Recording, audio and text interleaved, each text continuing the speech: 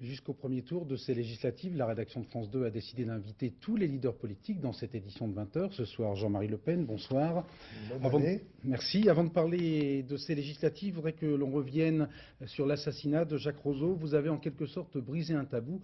Vous avez été le seul responsable politique à ne pas rendre hommage, en termes plus ou moins hypocrites, à un personnage disparu. Vous avez fait part de votre peu d'estime pour Jacques Roseau. Oui, ça fait partie de la grandeur et servitude de la fonction politique, en quelque sorte.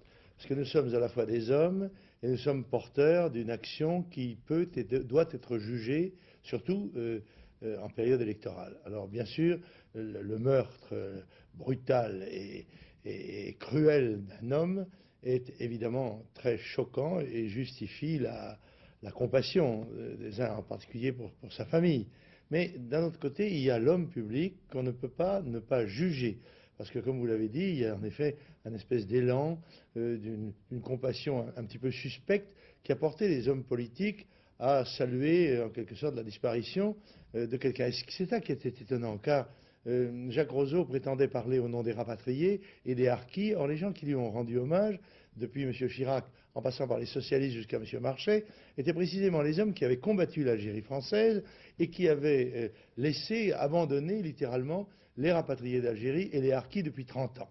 Alors c'est, je crois, un petit peu l'attitude équivoque de M. Roseau dans la politique, ayant soutenu successivement M. Giscard d'Estaing, puis M. Mitterrand et les socialistes, puis maintenant les gaullistes et M.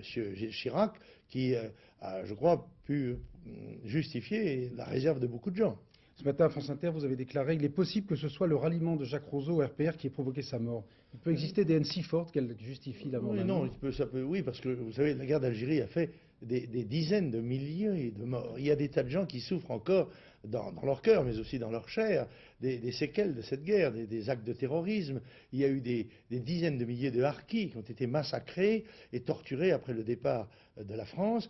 Et il est bien évident que tout ça ne s'efface pas. Nous arrivons dans l'année anniversaire de la mort, l'exécution de Bastien Thierry, et puis le souvenir de la fusillade du 26 mars. Mais à mon avis, ça ne suffit pas pour expliquer la mort de Roseau. Il y a peut-être d'autres raisons. D'abord, il ne faut pas écarter l'hypothèse d'une provocation, toujours possible dans cette période électorale. Puis la vie personnelle, les affaires, les relations avec l'Algérie, la volonté de vouloir réconcilier la France et l'Algérie, le FLN et ses anciens ennemis. Tout cela, c'était un jeu assez ambigu qui peut justifier toutes sortes d'actions de représailles. Je vous propose maintenant de changer de sujet, d'en venir au premier tour des législatives, dans 15 jours, un petit peu moins. Les sondages actuellement vous donnent entre 9 et 11%, en gros le seuil les chiffres que vous aviez aux européennes de 84. Où fixez-vous, vous, précisément, le seuil du succès? Oui, écoutez, moi je compare des choses comparables. Je note que dans les deux élections législatives, de 86 et de 88, les sondages nous donnaient 7% à peu près à 15 jours ou à un mois des élections. Nous avons fait près de 10.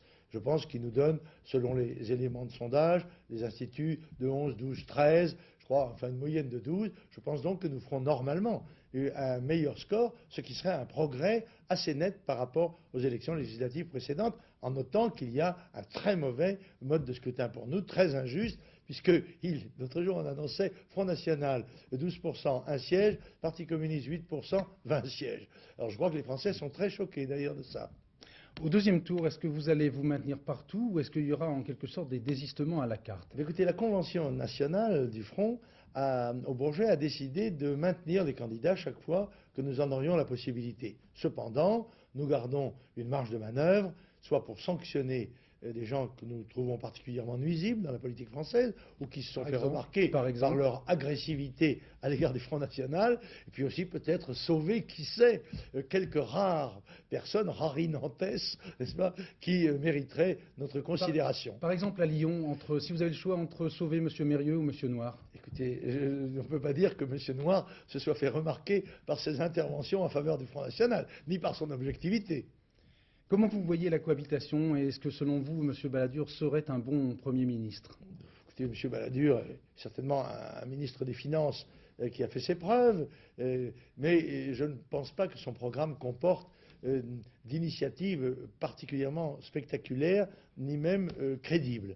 Ce que je crois, c'est que la droite parlementaire va se trouver aux prises avec la cohabitation, d'abord la présence du président, et puis des actions syndicales très fortes, justifiées d'ailleurs par l'aggravation rapide de la situation économique et de la situation de l'emploi. Donc vous voyez plutôt une situation de crise assez rapidement?